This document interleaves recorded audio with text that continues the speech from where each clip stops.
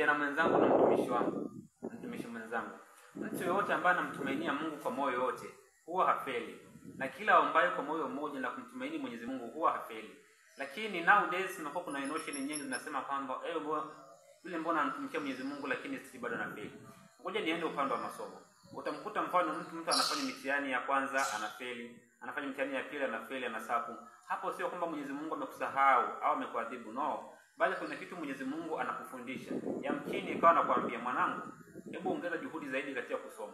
Yamkini akawa anakuambia, no, mwanangu, endelea kusoma, nataka nikukomaze kiroho na imani zaidi. Yamkini Mwenyezi Mungu anafanya hivyo ili uweze kuwa karibu naye, kwa sababu kuna wengine tukipewa tu kidogo na Mwenyezi Mungu tunajikuta kwamba tunakuwa matawi ya juu zaidi na tunamsahau Mwenyezi Mungu. Hivyo usikate tamaa katika kumtumikia Mwenyezi Mungu. Jua kwamba mtu anayemwamini Mungu kwa moyo wote kama hajawahi kufeli na huwa hafeli. Kwa hiyo usikate tamaa ndugu yangu.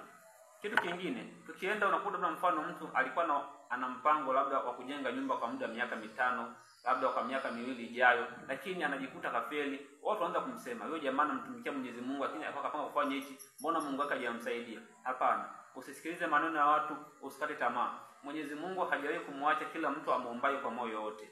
Sikiliza, yamkini hiyo nyumba ambayo unataka kuijenga, ungejenga tu kuna maadui angeinuka juu, hatimaye ungekuwa hatarini. Ndio maana Mwenyezi Mungu amekwambia subiri kwanza, doze. Yamkini ya kwamba Mwenyezi Mungu alikwambia, hapana mwanangu, mimi sitaki ujenge nyumba ya vyumba viwili tu. Ni heri ukae miaka 3 ijayo au 4 ili uachie mjengo wa vyumba 5. Mwenyezi Mungu anataka akuheshimishe kwenye jamii. Yamkini Mwenyezi Mungu amekwambia, hapana mwanangu, subiri ya kwanza wakati utafika. Unajua mtu ambaye anamtumikia Mwenyezi Mungu, kila kitu wake kinakuwa kimeweka kwenye arrangement.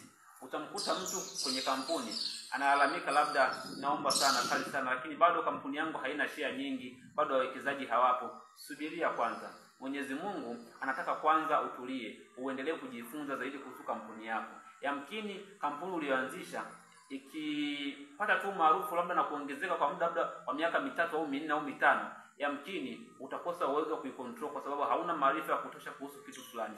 Kwa Mungu kuna kitu nakusemesha na kwambia kwamba pata maarifa kwanza kuhusu hii kampuni, kuhusu vitu ambavyo umevizoeza. Kumbuka kwamba kuna vitu vingine haviji kimiujiza, bali vingine lazima upate nini? Upate maarifa. Kama jinsi Daudi anavyosema kwamba, naam, nalikuwa na maarifa kuliko hata wakufunzi wangu, kwa maana nalijua sheria ya Mwenyezi Mungu. Kumbe basi ukijua tu kitu kwa maarifa cha kwanza, unaweza kukiongoza vizuri.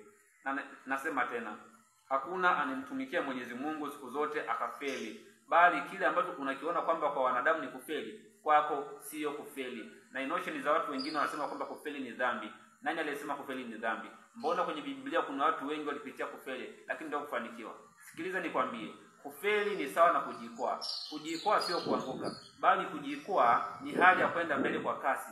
Ashumu mko watu wawili mnatembea katika lane hii au the same level. Ikatokea kati ya nyinyi wawili mnaotembea, mmoja akajikwaa na kuenda mbele zaidi. Utajikuta umemwacha mwenzako napi?